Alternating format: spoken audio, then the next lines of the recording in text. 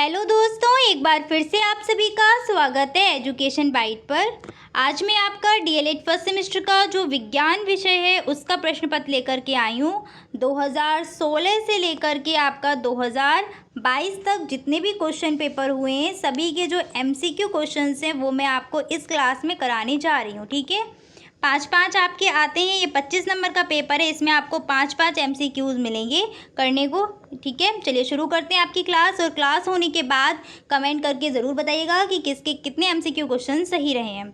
शुरू करते हैं। आपका जो पहला प्रश्न है 2016 का पेपर है ये, और इसका पहला प्रश्न है आपका, निम्नलिखित में से उभयचर प्राणी है खरगोश, चूहा, कछुआ या फिर गाय। तो उभयचर प्राणी ऐसे प्राणी होते हैं जो स्थल पर भी रहते हैं और जल में भी रहते हैं। तो इनमें से आपका उभयचर प्राणी हो जाएगा कछुआ, यानी कि ऑप्शन नंबर सी। अगला प्रश्न है आपका, निम्नलिखित में से कौन सा मछली का अनुकूलन अंग नहीं है। इनमें से कौन सा मछली का अनुकूलन अंग नहीं है। धारा रेखित शरीर, पंख, गलफड़े या फेफड़ा। तो धारा रेखित शरीर भी है, पंख भी अनुकूलन अंग में आता है, गलफड़े भी आते हैं। आंसर हो जाएगा ऑप्शन नंबर डी, फेफड़े। ये किसके श्वसन अंग है, तो मनुष्यों में ये पाए जाते हैं। अगला प्रश्न है, निम्नलिखित में से यौगिक है जल, सोना, पीतल या फिर चांदी। यौगिक की परिभाषा क्या होती है, दो या दो से अधिक तत्वों का ऐसा मेल या दो या दो से अधिक तत्वों को निश्चित अनुपात में मिलाते हैं तो जो पदार्थ प्राप्त होता है वो कहलाता है हमारा यौगिक। ठीक है, जल क्या है, जल में हम हाइड्रोजन और ऑक्सीजन को एक निश्चित अनुपात में मिलाते हैं और जो पदार्थ बनेगा वो क्या कहलाएगा, यौगिक। तो यहाँ पर आपका ऑप्शन नंबर ए जो है वो यौगिक हो जाएगा। जल का सूत्र होता है H2O। बात करते हैं सोना, तो सोना तत्व है, चांदी भी तत्व है यानी कि एलिमेंट, और आपका जो पीतल है वो मिश्र धातु है यानी कि मिश्रण। जब दो से अधिक तत्वों को अनिश्चित अनुपात में मिलाएंगे तब वहाँ पर जो पदार्थ बनता है वो होता है मिश्रण। जैसे चीनी में जल मिला दो, कोई निश्चित रेशियो तो है नहीं, निश्चित अनुपात है नहीं, तो वो जो बन के तैयार होगा पदार्थ वो क्या कहलाएगा, मिश्रण कहलाएगा। अगला प्रश्न है, निम्नलिखित में से कौन सी विधि घुलनशील ठोस पदार्थों को द्रव से पृथक करना है। इनमें से कौन सी विधि से हम घुलनशील ठोस पदार्थ को, जो ऐसे पदार्थ हैं जो द्रव में घुल जाते हैं, उन पदार्थ को अलग कर सकते हैं, बताइए। निथारना, वाष्पीकरण, तलछटीकरण या फिर छानना। तो आपकी विधि होती है वाष्पीकरण। जैसे नमक को देखा है, नमक पानी में घुलनशील होता है ना, तो जब नमक को हम पृथक करना हो, जैसे सबसे ज़्यादा नमक जो है वो कहाँ पर प्राप्त होता है, समुद्र का जल जो खारा होता है, नमक होता है उसमें। नमक अगर हमें वहाँ से प्राप्त करना है तो क्या करेंगे, उस जल को वाष्पीकृत कर देंगे और ठोस पदार्थ प्राप्त हो जाएगा। ऐसे चीनी ठोस पदार्थ है लेकिन द्रव में घुलनशील भी है। अगर हमें द्रव में हमने चीनी घोल दी और हमें वहाँ से चीनी पृथक करनी है तो हम क्या करेंगे, उस द्रव को वाष्पित कर देंगे और चीनी प्राप्त हो जाएगी।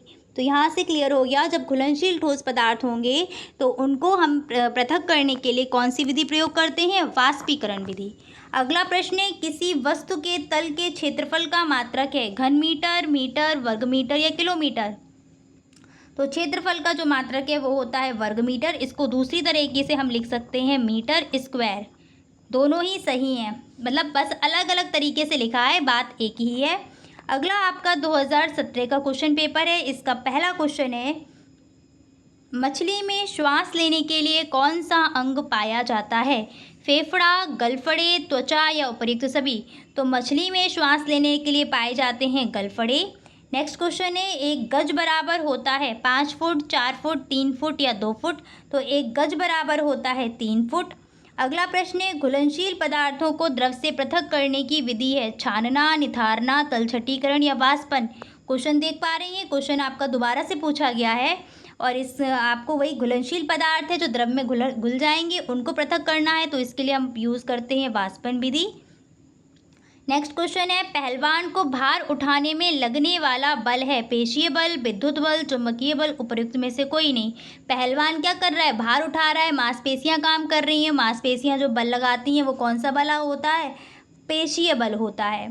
अगला है, चने के बीज में दो हल्के पीले रंग की संरचनाओं का नाम है बीज चोल, भ्रूण, बीजपत्र या मूलांकुर। तो जो हल्के पीले रंग की जो दो संरचनाएं दिखाई देती हैं, दो पत्र दिखाई देते हैं, उनको हम बोलते हैं बीजपत्र, यानी कि सी ऑप्शन। उम्मीद कर रही हूँ आपके अभी तक सारे के सारे को 10 एमसीक्यू हो चुके हैं, 10 एमसीक्यू सही रहे होंगे। अगला आपका क्वेश्चन पेपर है 2018 का और इसका सबसे पहला प्रश्न है, दही को मथनी द्वारा तीव्र गति से मथने पर प्राप्त मक्खन को पृथक करने की विधि का नाम है। ऊर्ध्वपातन, अपकेंद्रण, तलछटीकरण, निस्पंदन। तो ये होती है अपकेंद्रण विधि, यानी कि आंसर रहेगा ऑप्शन नंबर बी। अगला प्रश्न है आपका, सुसुप्त पौधा कहा जाता है। किसको सुसुप्त पौधा कहते हैं? जड़ को, बीज को, फूल को, पत्ती को। बताओ किसको सुसुप्त पौधा कहते हैं? बहुत ही इंपॉर्टेंट क्वेश्चन है, वेरी शॉर्ट में भी आपका ये प्रश्न पूछा जाएगा, एक आध बार पूछा भी गया है। तो सुसुप्त पौधा कहा जाता है बीज को, यानी कि सीड्स। क्यों कहा जाता है? तो बीज में एक वयस्क पौधे के संपूर्ण गुण विद्यमान होते हैं। जैसे ही इसको एक अनुकूल वातावरण मिलेगा, हवा मिलेगी, नमी मिलेगी, ये अपने आप से ग्रो करना शुरू कर देता है। अगला प्रश्न है आपका, 1 फुट बराबर है 26.48 सेंटीमीटर, 28.48 सेंटीमीटर, 29.48 सेंटीमीटर या फिर 30.48 सेंटीमीटर। तो 1 फुट बराबर आपका होता है 30.48 सेंटीमीटर। अगला प्रश्न है, न्यूटन के गति संबंधी नियम, कौन सा गति संबंधी नियम क्रिया प्रतिक्रिया का नियम है? प्रथम नियम, द्वितीय नियम, तृतीय नियम, इनमें से कोई नहीं। तो न्यूटन का जो क्रिया प्रतिक्रिया का नियम है वो है तृतीय नियम। प्रथम नियम को हम जड़त्व के नियम के नाम से भी जानते हैं, गैलीलियो का नियम भी आता है, ध्यान रखना। ठीक है, आगे बढ़ते हैं। बल की इकाई है अर्ग, डाइन, वॉट या कैलोरी। तो सीजीएस पद्धति में आपको कराई थी, बल की जो इकाई है वो क्या है? डाइन। न्यूटन भी होती है और आपसे क्वेश्चन पूछा जा सकता है, 1 न्यूटन बराबर कितने डाइन होते हैं? तो 1 न्यूटन बराबर 10⁵ डाइन होते हैं, याद रखिएगा इसको। आगे बढ़ते हैं, अगला क्वेश्चन पेपर उम्मीद कर रहे हैं इसके भी 5 एमसीक्यू सही रहे होंगे। अगला क्वेश्चन पेपर है आपका 2019 का। इसका जो पहला प्रश्न है वो है, फल का पेड़ से गिरना उदाहरण है।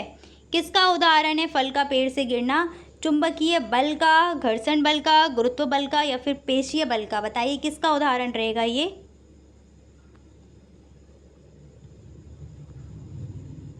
हाँ, तो किसका है?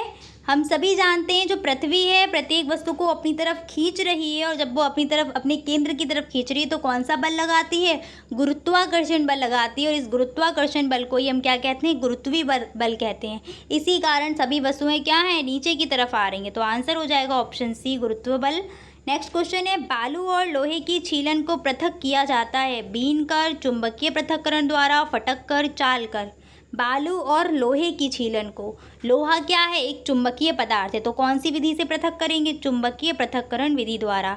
चुंबकीय पृथक्करण विधि में हम ऐसे पदार्थों को पृथक करते हैं जिसमें क्या पाया जाता है? चुंबकत्व का गुण। जैसे लोहे में कुछ और भी पदार्थ मिला दिया या कोई चुंबकीय पदार्थ है, तो उसको जब हम इस विधि से पृथक करेंगे तो इसमें जब हम चुंबक उसके पास लेके जाएंगे तो उसमें क्या होगा? ये मैंने पूरी आपको विधि कराई हुई है, आप वहाँ से इसको देख सकते हैं, पर यहाँ मैं शॉर्ट में बता देती हूँ कि चुंबकीय पदार्थ क्या है? चुंबक पे चिपक जाएगा, वहाँ से अलग हो जाएगा, और अचुंबकीय पदार्थ अलग रह जाएगा। तो इस तरीके से इसमें हम पृथक करते हैं। पत्ती द्वारा जनन होता है, अजूबा में, बबूल में, केला में, आम में। तो पत्ती द्वारा जो जनन होता है वो होता है अजूबा में, ब्रायोफिल्म जिसको कहते हैं। इंपॉर्टेंट प्रश्न है, याद रखना, इसको कर लो याद, लिखने को भी आ सकता है, पत्ती द्वारा जनन किस में होता है। अगला आपका क्वेश्चन है, उभयचर जंतु है, मेढक, मछली, चिड़िया, कुत्ता। उभयचर यानी कि ऐसा जंतु जो जल पर भी रहे, स्थल पर भी रहे। तो इसमें कौन सा जंतु रह सकता है? जल और स्थल दोनों पर, तो वो रह सकता है मेढक। आंसर हो जाएगा ऑप्शन ए, मेढक।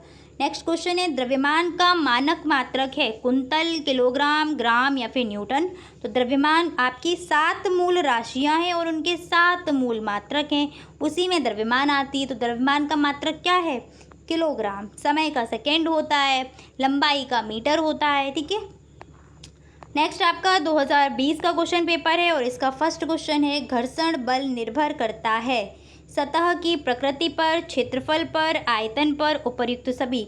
तो घर्षण बल क्या होता है कि जब एक वस्तु दूसरी वस्तु की सतह पर रखी होती है तो जो एक वस्तु है वो दूसरी वस्तु पर उसकी गति की दिशा के विपरीत दिशा में एक बल लगाती है, वो घर्षण बल कहलाता है। जैसे आप ज़मीन पर चल रहे हैं तो ज़मीन पर आपके पैर उस तल के संपर्क में है, ठीक है ना, तो आपके चलने की जो दिशा होगी उसके विपरीत दिशा में जो धरती है वो एक बल लगा रही है, वो क्या है? घर्षण बल है। यही आपका घर्षण बल होता है। इसीलिए आपने काफ़ी सारे एग्जाम्पल सुने होंगे कि चिकनी सतह पर हम फिसलन का अनुभव क्यों करते हैं या गिर क्यों जाते हैं, क्योंकि वहाँ पर घर्षण बल बहुत कम होता है। खुरदुरी सतह है तो आराम से चल लेते हैं, वहाँ गिरते नहीं, क्योंकि वहाँ घर्षण बल बहुत अधिक होता है। पूछा जाता है कि ऐसा कोई दैनिक क्रियाकलाप रखो जहाँ घर्षण बल का हम प्रयोग करते हैं, तो चलना ही है। अगर घर्षण बल नहीं लग रहा होगा तो हम चल नहीं पाएंगे। ठीक है, तो आपका जो आंसर रहेगा वो रहेगा सतह की प्रकृति पर, यानी कि ऑप्शन ए। अगला है एसआई पद्धति में बल का मात्रक है। बल का सूत्र क्या होता है, पता है सभी को? बल का सूत्र होता है F बराबर एम ए। एम द्रव्यमान है, ए त्वरण है, और एम का मात्रक क्या होगा? किलोग्राम। मात्रक ऐसे ही बनाते हैं। ए त्वरण है और त्वरण का मात्रक होता है मीटर प्रति सेकेंड स्क्वायर। तो आपका जो मात्रक बनेगा इसका वो क्या बन जाएगा?